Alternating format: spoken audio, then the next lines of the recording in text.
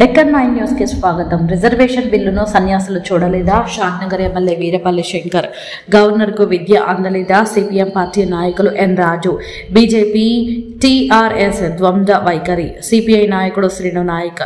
కేంద్ర ప్రభుత్వాన్ని కూలదోయాలి. బీసీ సేన నాయకుల విమర్శలు. తెలంగాణ బంద్. బస్సులు ఎక్కడికక్కడ నిలిచిపోయాయి. ఎమ్మెల్యే వీరపల్లి శంకర్ నాయకత్వంలో పట్టణంలో పూర్తి బంద్. షాద్నగర్ ఎమ్మెల్యే వీరపల్లి శంకర్ ను అరెస్టు చేసి పోలీసు స్టేషన్ కు తరలించారు. 42% బీసీ రిజర్వేషన్ బిల్లుపై బీజేపీ టీఆర్ఎస్ లో నాటకాలు ఆడుతున్నాయని, గవర్నర్ బిల్లును ఆమోదించకుండా జాప్యం చేస్తుండగా మరోవైపు బీజేపీ బాధ్యత తీసుకోకుండా సన్యాసులులా వ్యవహరిస్తుందని రాష్ట్ర ప్రభుత్వ రంగ సంస్థల చైర్మన్ షాద్నగర్ ఎమ్మెల్యే వీరపల్లి శంకర్ విమర్శించారు. తెలంగాణ బీసీ బంద్ జ్ఞాపకార్థం వారు ఉదయం 4 గంటల నుండి షాద్నగర్ పట్టణ కేంద్రంలోని స్థానిక ఆర్టీసీ బస్ డిపో ముందు బైఠాయించారు. బస్సులను బయటకు వెళ్లకుండా అడ్డుకున్నారు. అదేవిధంగా పట్టణంలో భారీ ర్యాలీతో Congress party, CPI, CPM, BC Sena, BC, JAC విద్యార్థి సంఘాలు ఇతర శ్రేణులతో కలిసి వ్యాపార సంస్థలను తెరవకుండా పట్టణంలో పర్యటించాయి. ఈ సందర్భంగా స్థానిక పోలీసులు ఎమ్మెల్యే వీరపల్లి శంకర్ ను అరెస్టు చేసి బలవంతంగా పోలీస్ స్టేషన్ కు తీసుకెళ్లారు. ఈ కార్యక్రమంలో ప్రసంగిస్తూ ఎమ్మెల్యే వీరపల్లి శంకర్ మాట్లాడుతూ భారతీయ జనతా పార్టీ కేంద్ర ప్రభుత్వం బీసీ రిజర్వేషన్లను పూర్తిగా వ్యతిరేకిస్తుందని, స్థానిక ఎన్నికల్లో బీజేపీకి గుణపాఠం చెప్పాలని బీసీలు పిలుపునిచ్చారు. మరోవైపు గవర్నర్ వాటిని తిరిగి ఇవ్వకుండా లేదా అందులో ఏవైనా లోపాలున్నాయా అని చెప్పకుండా సమయం వృధా చేస్తున్నారని ఆరోపించారు.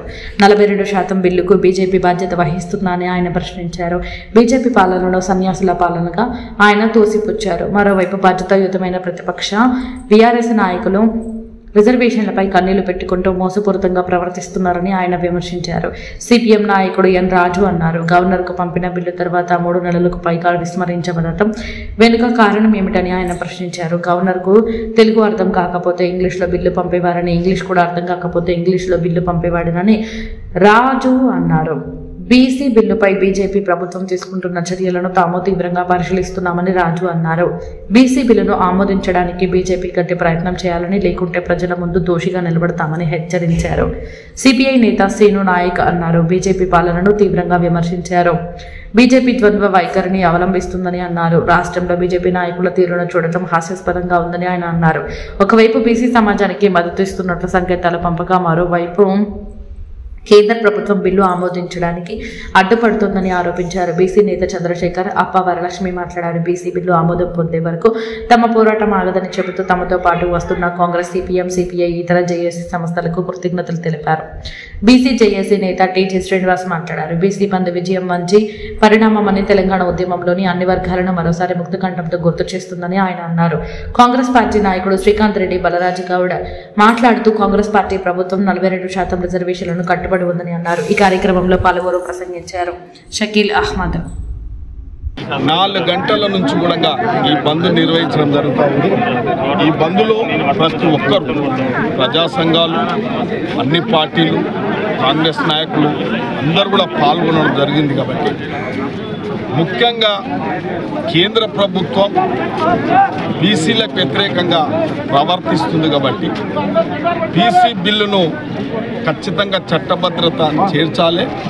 ఏమైనా లొసుకులు ఉన్నట్లయితే తప్పకుండా ఎన్నోసార్లు రాజ్యాంగాన్ని కూడా సవరించుకోవడం జరిగింది. దేశంలో పార్లమెంట్లో ఎన్నో మార్పులు తేవడం జరిగింది. చట్టసభలలో ఎన్నో మార్పులు తేవడం జరిగింది. ఇవాళ బీసీలకు న్యాయం చేయాలనుకున్నప్పుడు బీజేపీ పార్టీ అధికారంలో ఉంది. కాబట్టి మీరు తప్పకుండా ఇవాళ కాంగ్రెస్ పార్టీ ఇచ్చిన 42% రిజర్వేషన్ ఏదైతే ఉందో దాన్ని ఖచ్చితంగా చట్టభద్రత కల్పించడానికి మీరు కూడా సహకరించాలనే చెప్పి నా యొక్క ఆకాంక్ష.